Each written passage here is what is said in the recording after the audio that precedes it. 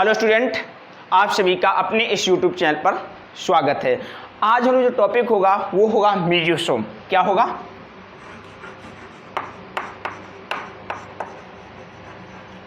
Mesosome. Mesosome जो होता है, इसके विषय में बताने वाले साइंटिस्ट कौन थे? पहली बात तो आपको ये पता होना चाहिए, साइंटिस्ट जो थे उनका नाम था जेम्स नाम के वैज्ञानिक ने इसके विषय में बताया था। मीजोसोम के विषय में बताने वाले साइंटिस्ट का नाम क्या था? जेम्स। अब बात आती है, जो मीजोकैरियोटिक होता है ये कहाँ देखने को मिलता है? तो बायोलॉजिकल वर्ल्ड में या जीव जगत में या बायोलॉजी में मीजोसोम हमको प्रोकैरियोटिक सेल के अंदर देखने को मिलता है। कहाँ देखने को मिलता है?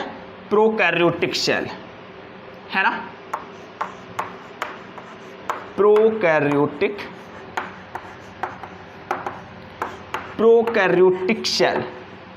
प्रोकैरियोटिक सेल में मीजोसोम देखने को मिलता है। आप कहोगे सर, जो प्रोकैरियोटिक सेल में मीजोसोम होता है इसका निर्माण कैसे होता है?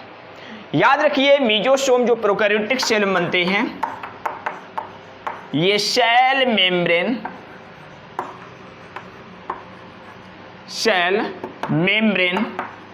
हिंदी में बोलूं इसको तो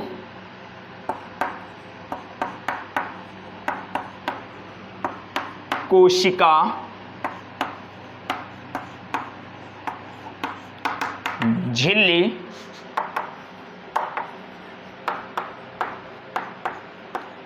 आंतरिक वलन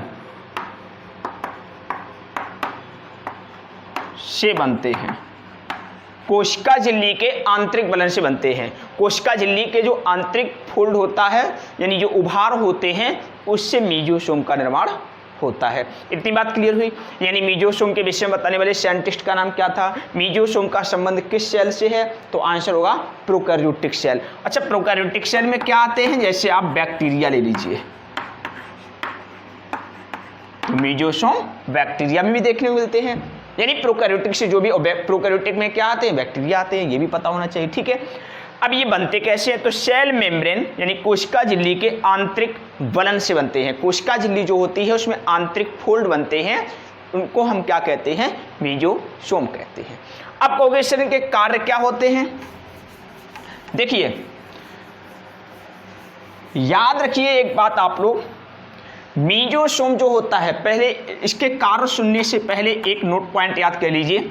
मीजोसोम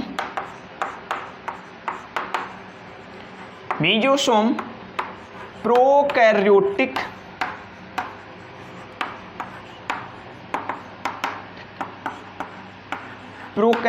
सेल में तो पाए जाते हैं, किंतु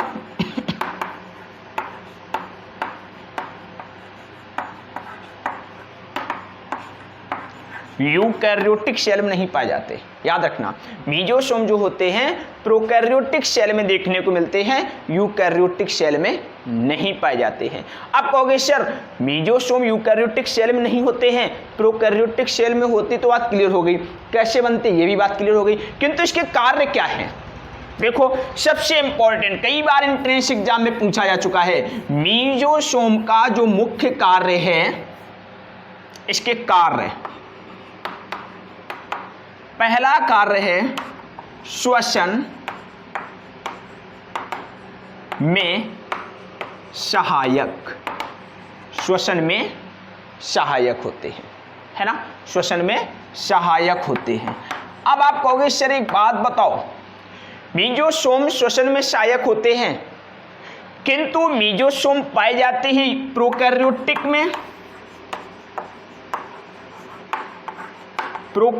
में, तो फिर यूकैरियोटिक में श्वसन में सहायक कौन होगा? याद रखिए, प्रोकैरियोटिक में होते हैं मीजोसोम। क्या होते हैं? मीजोसोम। और यूकैरियोटिक में होते हैं माइटोकॉन्ड्रिया।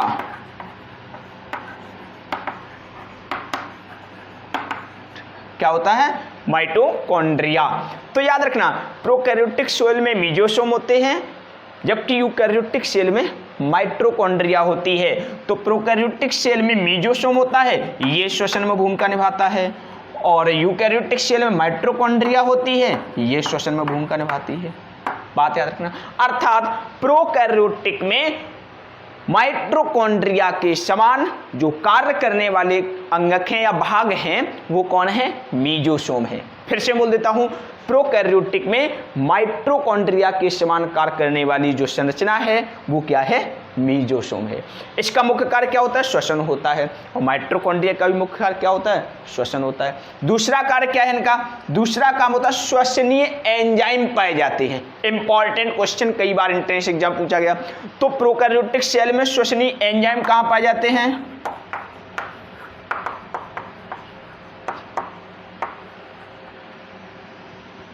मीजोसोम में। और यूकैरियोटिक में श्वसनीय एंजाइम कहां पाए जाते हैं? माइटोकॉन्ड्रिया में। तो ये भी आपको पता होना चाहिए, ठीक है। श्वसनीय एंजाइम प्रोकैरियोटिक में कहां मिलेंगे?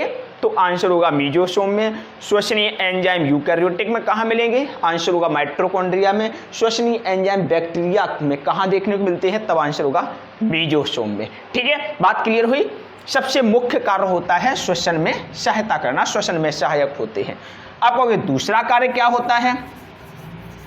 मीजोसोम का दूसरा कार्य जो होता है सेल वॉल। सेल वॉल बोले तो कोशिका भित्ति का निर्माण करना, कोशिका भित्ति का निर्माण करना, यह भी एक कार्य होता है। अगला कार्य क्या होता है?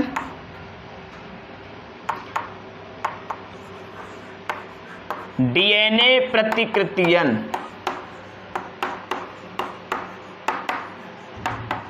में भूमिका निभाना। भूमिका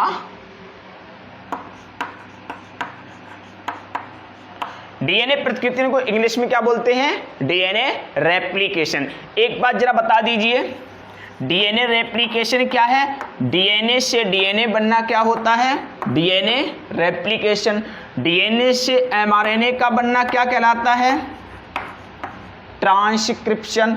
और एमआरएनए से प्रोटीन का बनना क्या कहलाता है? आप कहोगे ट्रांसलेशन। क्या कहलाता है? ट्रांसलेशन। तो ये क्या हुआ? रेप्लिकेशन, ट्रांसक्रिप्शन, ट्रांसलेशन, ये तीनों क्रियाओं के नाम पता होना बहुत जरूरी है, प्रत्येक एंट्रेंस एग्जाम में पूछ लिया जाता है। बात क्लियर हुई। तो प्रोकैरियोटिक सेल में डीएनए का रेप्लिकेशन होता है किसके माध्यम से? मीजोसोम के माध्यम से। किसके माध्यम से? मीजोसोम के माध्यम से। और इसका क्या कार्य है? इसका एक कार्य और है, सतही क्षेत्रफल बढ़ाना। सतही क्षेत्रफल बढ़ाने में सहायक। क्या है? सतही क्षेत्रफल बढ़ाने में सहायक होता है।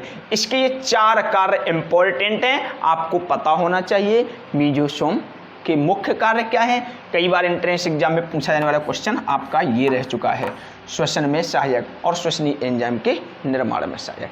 अब हम इन दो कार्यों को समझते हैं, डीएनए प्रतिकृति किस प्रकार करता है और सतही क्षेत्रफल किस प्रकार बढ़ाता है। देखिए इसकी भी बात कर लेते हैं।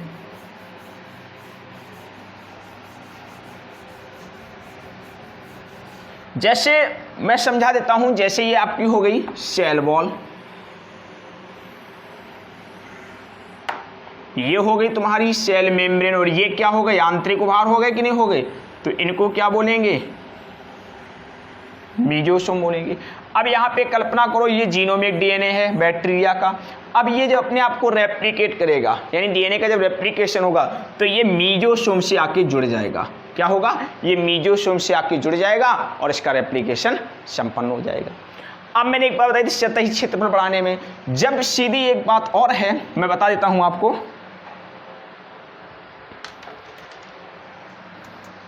कि सतही क्षेत्रफल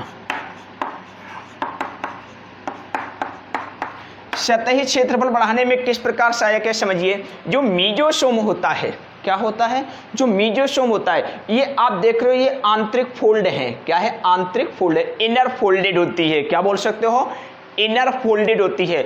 अब जब फोल्डेड है तो इसको खींचोगे तो ऑटोमेटिक इसका जो क्षेत्रफल है वो बढ़ जाएगा। बढ़ेगा कि नहीं बढ़ेगा, तो ये भी बात क्लियर हो गई है ना। अरे भाई देखो, जैसे ये मैंने थ्रेड स्ट्रक्चर है, इसको मैं इस प्रकार का रखा है। अब यदि मैं इसको सीधा करूं तो इसका आकार बढ़ा कि नहीं बढ़ा, बढ़ेगा, सीधी सी बात है ना। अब एक बात और सुन लीजिए, कई बार एंट्रेंस एग्जाम में पूछ लिया जाता है, नोट पॉइंट है, प्रोकैरियोटिक सेल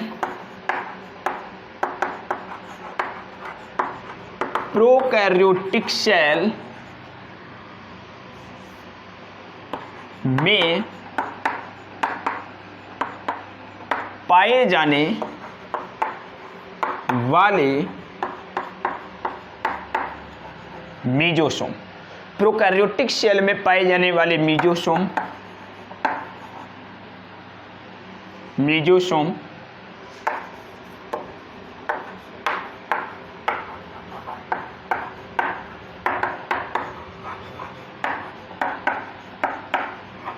यूकैरियोटिक सेल में पाई जाने वाली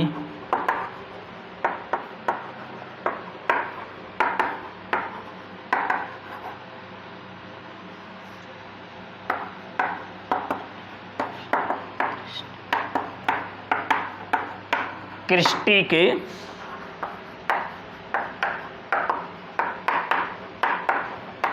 समान होते हैं। कैसे होते हैं, क्रिस्टी के समान होते हैं।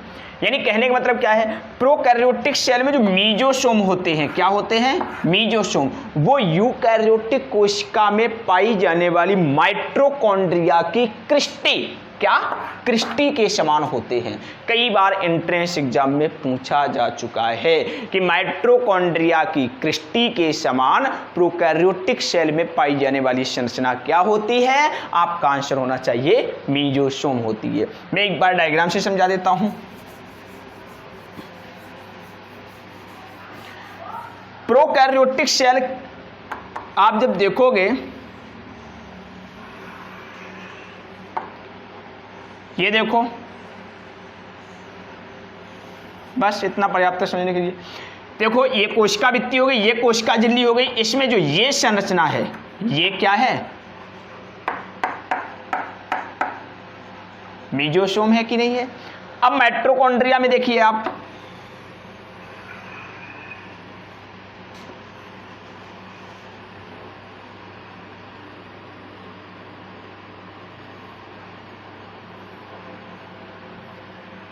ये देखो माइटोकॉन्ड्रिया हो गई।